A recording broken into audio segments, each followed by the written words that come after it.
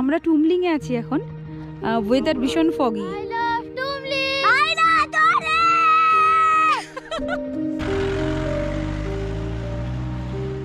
Tumling 2970 metre.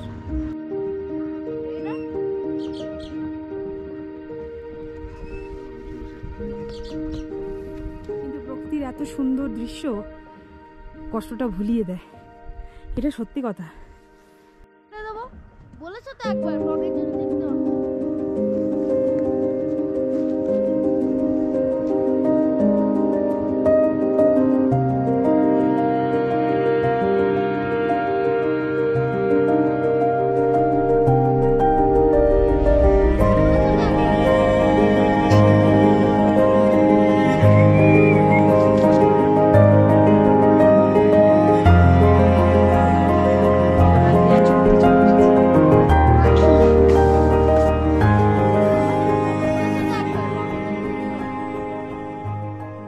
নমস্কার বন্ধুরা, আমি শর্মিষ্ঠা। আমার একটা নতুন ব্লগে তোমাদের সকলকে অনেক অনেক স্বাগত জানাই।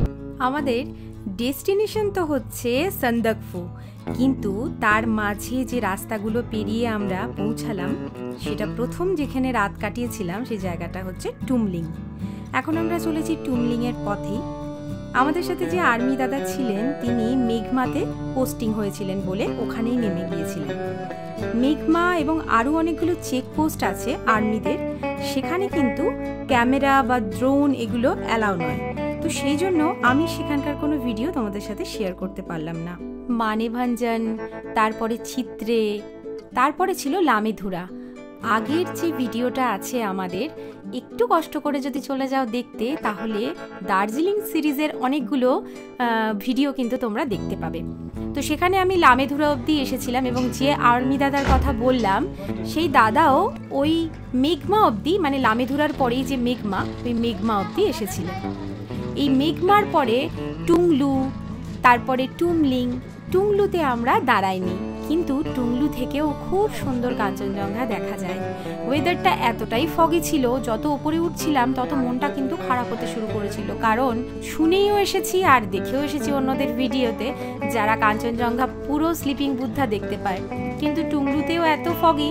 তারপরেও আমরা টুমলিংয়ের পথে রওনা দিলাম। তারপরে চলে আসলাম টুমলিংয়ের হোটেলে। হাই বিহু।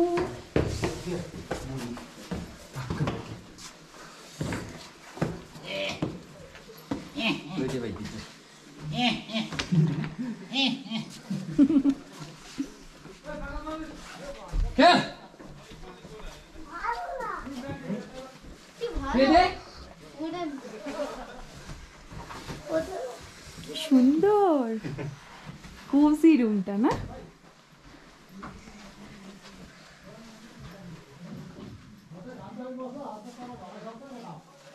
বাথরুমটা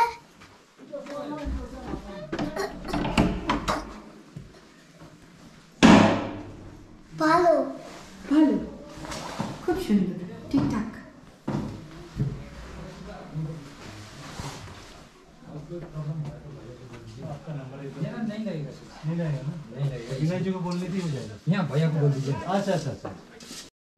আমি বিহু, আমি এখন টুমলিংয়ে আছি।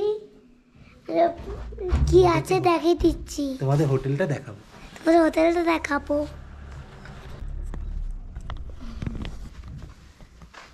এখানে একটা খাট দিয়েছে, দুটো খাট, একটা দাদা চলবে। ওই যে দাদা,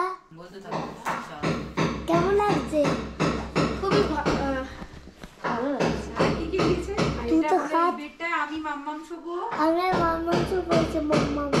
বাথরুমটা দেখো, বাথরুম অনেক বড়। কাঞ্চনজঙ্ঘা ভিউ। এতক্ষণ তোমাদেরকে আমাদের বিহুবাবু দেখাচ্ছিল রুম ট্যুরটা। Tumling 2970 metre altitude. জায়গাটা খুব সুন্দর, যদিও ফগি ছিল, কাঞ্চনজঙ্ঘা হয়তো দেখতে পাচ্ছিলাম না। মনে একটা কষ্ট ছিল, আবার মনে মনে আশাও ছিল যে পরদিন ঠিক দেখতে পাবো। তবে পার্টিকুলারলি এই টুমলিং জায়গাটা কিন্তু ভারী সুন্দর। মন কাড়ে এর রাস্তাটার জন্য।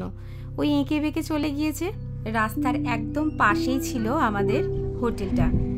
হোটেল না, আবার ওই বলা দিকটা ভালো মেঘ হয়ে গেল, homestay। এদিকটা রোদ। খুব সুন্দর জায়গা এটা।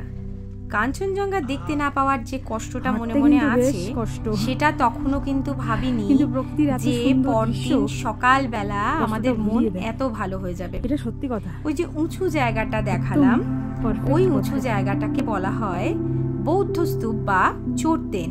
দুজনে মিলে একসাথে বলো 1 2 3। I love Tumli. I love Tumli.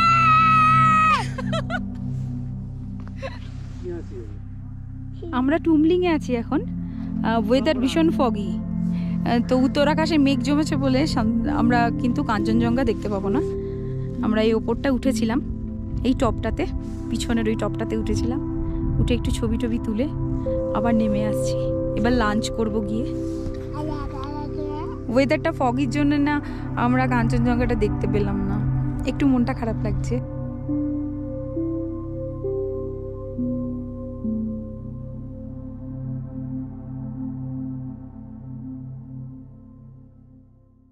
কিন্তু জায়গাটা খুব সুন্দর, ভীষণ সুন্দর। রাস্তাটা তো খুবই সুন্দর, আশেপাশের পরিবেশটাও ভীষণ সুন্দর, একদম নিরিবিলি। কিন্তু ওয়েদারটার জন্য দেখতে পেলাম না আমরা আপাতত কাঞ্চনজঙ্ঘা। আমরা এখন লাঞ্চ করতে যাচ্ছি।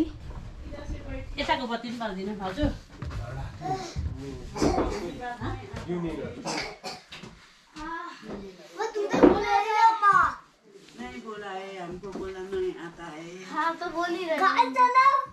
थोड़ा थोड़ा से बोल रहा हूँ है ना, और नहीं जानता है। ए माइक खोलो। नेपाल से बखर बखर आया है ना। ये तो नेपाली है ना, है ना? ये नेपाल है, हाँ। नेपाली हो। वो उधर नेपाल से आया हो, हाँ। 1 महीना हुआ है। ए नेपाली बच्चा। नहीं आता है। अच्छा अच्छा। কিচেনটা কি সুন্দর। बैठिए। হ্যাঁ बैठते हैं। नहीं কত সাজানো, কত বড় বড় বাসন। গান চলে। সবজি রাখা আছে সব ফ্রেশ। আমি দেখাই দেখাই।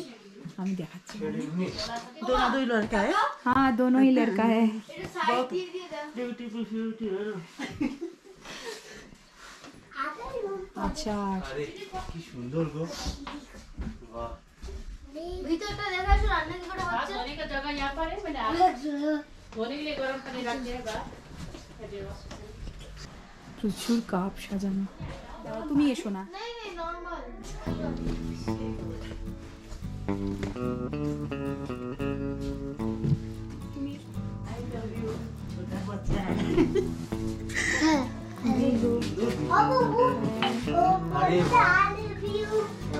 I love you बोला है। आई लव यू बोला है तुमको। ভিউ আরে বাহ কি সুন্দর, কাঠ রাখা আছে, নেপালি কিচেন। বাহ বাহ। কালো हमरो धाम আমরা ভান্সাঘর ছিল এটা। भान्साघर, भान्साघर। ভান্সাঘর। नेपाली में भान्सा घर। এটা আমাদের মতন গ্যাস, আর এটা হচ্ছে देखो आलू भाजा। টাকাটা আসে না এটা দিয়ে आलू भाजा। তুই এবার করবি। আর পাপ আমরা লাঞ্চ করতে চলে এসেছি। লাঞ্চে ভাত, গরম গরম ভাত, দিদি গরম জল দিচ্ছে। আচ্ছা, ডাল, স্যালাড আছে, 2 রকমের আচার আছে, এটা রাই শাক। ये क्या है? ये बोरी सब्जी। अच्छा सब्जी है, अच्छा। बीन्स आलू का सब्जी। बीन्स आलू का सब्जी। ओके। अंडा करी, अच्छा पापड़ और आलू भाजा, আমি গরম এনেছি। জল, একদম পারফেক্ট। স্যালাড তো আছেই, পারফেক্ট। আমরা তাড়াতাড়ি এবার খেয়ে इमली का अचार, ইমলি का আচার। अचार मिक्स अचार। Thank you. ठीक है, खा लीजिए।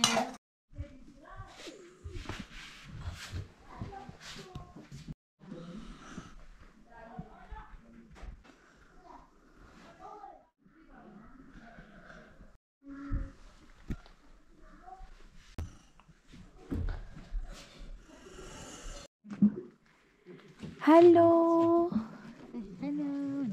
बोलिए क्या नाम है? नाम क्या है? अभिनव। अभिनव। कि क्यूट ना। उसको ठंड नहीं लग रहा है? अब अभी लग रहा होगा। हाँ, दादी के दादी। हाँ, हाँ, कान तो खुला है ना जी।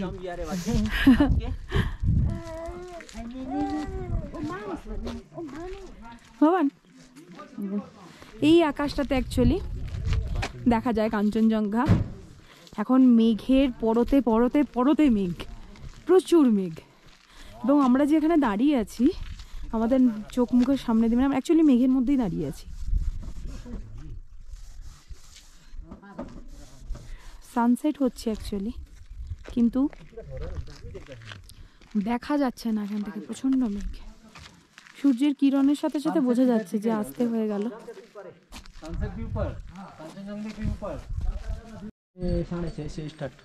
अच्छा, इधर आपका यहाँ का है? हाँ जी, हम तो इधर का ही है। अच्छा, नाम क्या है आपका? मेरा नाम है पासंग। पासंग। हाँ जी। আরে এই ছাগলটা শিংটা দেখো গো, এটা মনে হয় মা ছাগল। আমি একটু সরে যাই দেখে। পাহাড়ের যারা স্থানীয় বাসিন্দা হয় তারা সবসময়ের জন্য ভীষণ মানুষ পছন্দ করে। আপনি একবার যদি কোনো কথা বলেন তাহলে খুব সুন্দর করে আপনাকে বিভিন্ন ইনফরমেশন দিয়ে দেবে। খুব ভালো মনের হয় ওরা। প্রচুর ছাগল চড়তে গিয়েছিল, হয়তো সকালেই চলে গিয়েছিল, তারপর সন্ধ্যের আগে ঠিক যে যার ফার্মে পৌঁছে যাচ্ছে। সূর্য ডুবু ডুবু, যদিও মেঘ রয়েছে বলে আমরা দেখতে পাচ্ছি না, তবে পাহাড়ে যে আলোগুলো পড়েছে তার ছটাতে বোঝা যাচ্ছে যে এবার সানসেট হচ্ছে। এই সেই চায়ের দোকান, যে দোকানটাতে আমরা একটু চা খেয়েছিলাম, আর এখান থেকেই দেখা যায় কাঞ্চনজঙ্ঘা।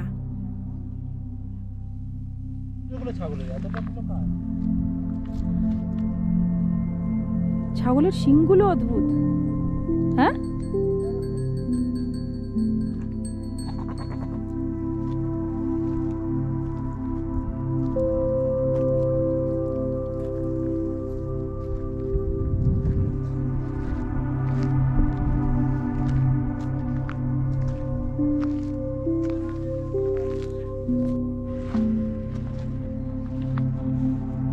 ভারত লেখা আছে এখানে, ভারত। তার মানে এই বর্ডারের এইখানটা অবধি ভারত, আর তার পিছন দিকে যে হোটেল হোমস্টেগুলো আছে ওগুলো সব নেপালে। এটা ভারত।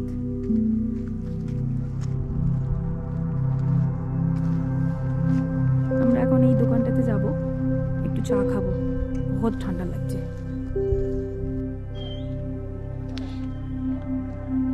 এই গরুটা অ্যাকচুয়ালি ইন্ডিয়া থেকে, না নেপাল থেকে ইন্ডিয়া চলে গেল। এদিকে দেখি এখনো আপাতত নেপালের রাস্তায় নয়, ইন্ডিয়ার রাস্তায় হাঁটছে। একটু আগেও নেপালে ছিল। আমার মনে হচ্ছে যতদূর সম্ভব ও সোজা রাস্তা না গিয়ে ইন্ডিয়া থেকে সোজা নেপালেই ঢুকবে।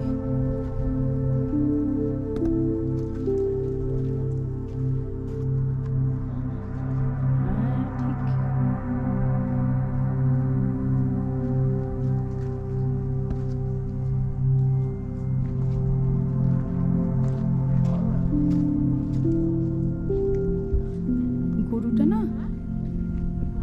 নেপালে চলে এলো ইন্ডিয়া থেকে।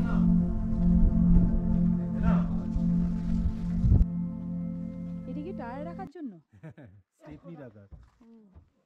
तो निकालेंगे कैसे फिर टायर को?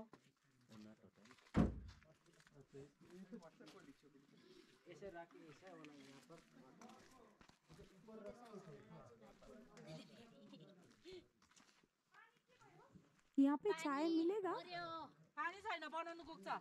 यहाँ पे चाय मिलेगा?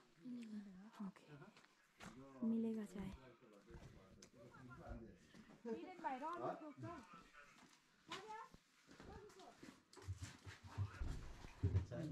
चा बोलो।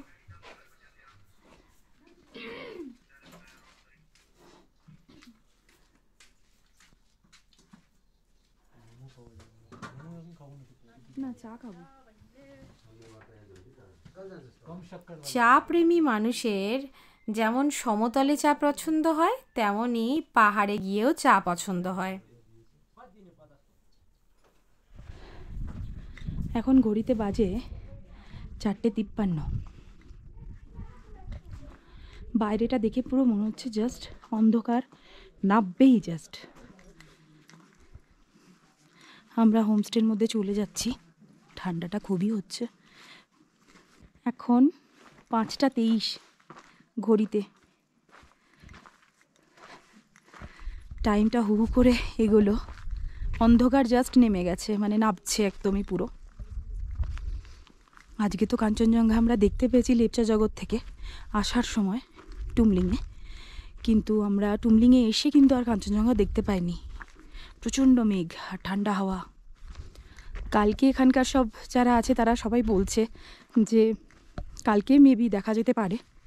রোজ নাকি সকালটা পরিষ্কার থাকছে, তারপরে ফগি হয়ে যাচ্ছে। আমাদের ভাগ্য ভালো থাকলে কাল আমরা দেখতে পাবো এখান থেকে সানরাইজ, কাঞ্চনজঙ্ঘা দুটোই। 5:30টায় ওপরের টপটাতে উঠতে বলেছে। এটা অ্যাকচুয়ালি এখানকার হোটেলগুলো যে ফেসটা করা, সেটা অ্যাকচুয়ালি কাঞ্চনজঙ্ঘার দিকে নয়। তো কাঞ্চনজঙ্ঘা দেখতে গেলে যে কোনো হোটেল থেকেই মোটামুটি আমাদেরকে ওই ওপরের রাস্তাতে যেতে হবে, মানে যেটা ইন্ডিয়ার যে রোডটা, ওই রোডে যেতে হবে। এগুলো সব নেপালে, আর এখানে কিন্তু নেটওয়ার্ক নেই ফোনের। ওকে চলো। নেপাল আর ইন্ডিয়ার টাইমের পার্থক্য যেহেতু ছিল, তখন কথা বলে নিয়েছিলাম, বুঝতে পারিনি। কিন্তু পরে যখন ভিডিওটা দেখছিলাম বুঝতে পারলাম যে প্রায় 35 মিনিটের মতো টাইমের ডিফারেন্স। ওই জন্য একই জায়গায় প্রায় দাঁড়িয়ে আমি দুরকম টাইম বলছিলাম এই ভিডিওতে। পেঁয়াজি দিয়েছে আর চা দিয়েছে, আর চিনির পাত্রটা কি মিষ্টি দেখতে, কি সুন্দর, ছোটবেলা সেই রান্না করার হাঁড়ির মতো। আর চা দিয়েছে, আর সাথে সব থেকে বড় কথা, আমি ওষুধ ভুলে এসেছি নিচে, তো ছেলের, তো এখান থেকে ফোন করার সাথে সাথে ওনারা ওষুধ আনিয়ে দিলেন। মানিবাজান, কারো কোনো অসুবিধা কিছু হলে হ্যাঁ এনাদেরকে বললে, একটু টাইম থাকলে হাতে ওনারা অ্যারেঞ্জমেন্ট করে দেন। তার মানে তারপর অধীর অপেক্ষার পর সেই সময় এসে উপস্থিত। পরদিন সকালবেলা, মানে একদম অন্ধকার থাকতে, ওই চোরতেনের ওপরে আমরা পৌঁছিয়ে গিয়েছিলাম দুজনে মিলে, এবং অপেক্ষা করছিলাম কাঞ্চনজঙ্ঘার। অবশেষে দেখা মিলল।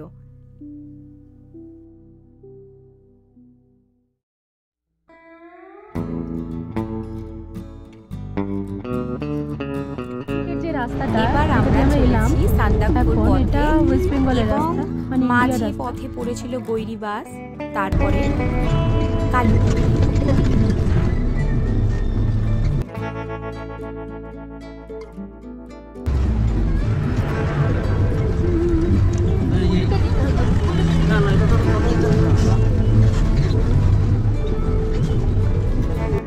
এখন কালীপোখরিতে আছি, প্রচণ্ড জোরে হাওয়া দিচ্ছে। আমরা দেখাই, দেখো এই যে কালীপোখরি।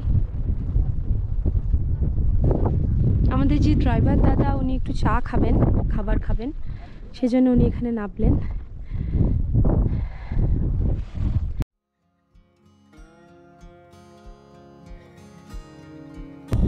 একটা ওয়েস্ট বেঙ্গলের রাস্তা, নেপালের রাস্তা, আমরা এই রাস্তাটা দিয়ে এলাম। দুটো পথ আছে, যেমন একটা হচ্ছে নেপাল দিয়ে, আর আরেকটা হচ্ছে ওয়েস্ট বেঙ্গলের পথ ধরে। ওটা নেপালে গেছে। এখন নেপালের আমরা ছিলাম সানরাইজ, আমরা এই দিকের রাস্তাটা, মানে সানরাইজ হোটেলের সামনে থেকেই খুব সুন্দরভাবে কাঞ্চনজঙ্ঘার রেঞ্জটা দেখা যায়।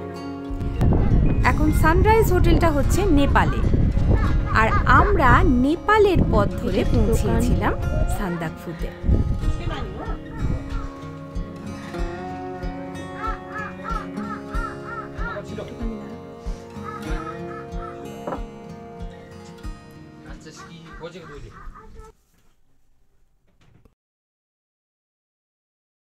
কালীপোখরির এই যে ছোট্ট একটা হোটেল কাম এই রেস্টুরেন্ট মতো রয়েছে, এখানে এনারা থাকেন। আমরা একটুখানির জন্য ভিতরে ঢুকেছিলাম। খুব সুন্দর একটা পরিবেশ, জানেন তো ওরা কেমন ওখানে থাকে পুরো পরিবার নিয়ে।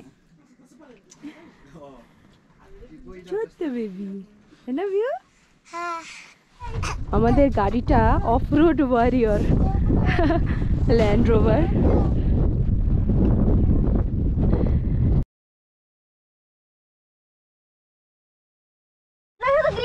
আমাদের ল্যান্ড রোভার চালিয়ে নিয়ে যাচ্ছে বিহু। একটু তাকাও দেখি, তাকাও বিহু।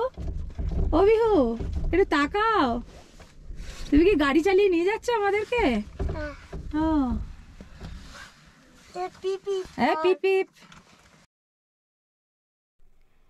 গৈরিবাসের পর থেকে সান্দাকফু যাওয়ার রাস্তাটা কিন্তু একেবারে অফ রোড।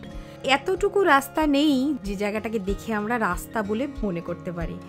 এবং নেপাল দিয়ে গেলে আমার মনে হয় এই এক্সপিরিয়েন্সটা একটু বেশিই হবে, তার কারণ গ্রামের সাইড দিয়ে গিয়েছে। নেপালের রাস্তাটা ধরলে কি হয়, সান্দাকফু একটু তাড়াতাড়ি পৌঁছানো যায়। আর ওয়েস্ট বেঙ্গলের রুটটা ধরে গেলে, যেটা ড্রাইভার দাদার কাছ থেকে শুনলাম, আমরা যাইনি কিন্তু শুনলাম যে টাইমটা একটু বেশি লাগে। সানরাইজ হোটেলের পিছন থেকে পৌঁছালে, তার মানে যে গাড়িগুলো সানরাইজ হোটেলের পিছন থেকে যাচ্ছে তার মানে তারা নেপাল হয়ে সানরাইজ হোটেলে গিয়ে পৌঁছাচ্ছে। আর যে গাড়িগুলো সানরাইজ হোটেলের সামনে দিয়ে উঠছে তার মানে বুঝতে হবে সেগুলো ওয়েস্ট বেঙ্গলের রাস্তা ধরে সান্দাকফুতে পৌঁছাচ্ছে।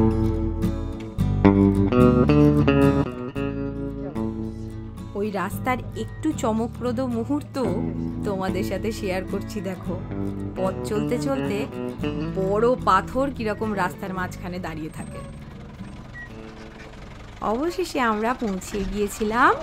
একদম মনে হচ্ছিল আমাদের উঠানে রয়েছে কাঞ্চনজঙ্ঘা, পুরো স্লিপিং বুদ্ধা, দু চোখ ভরে দেখার মতো।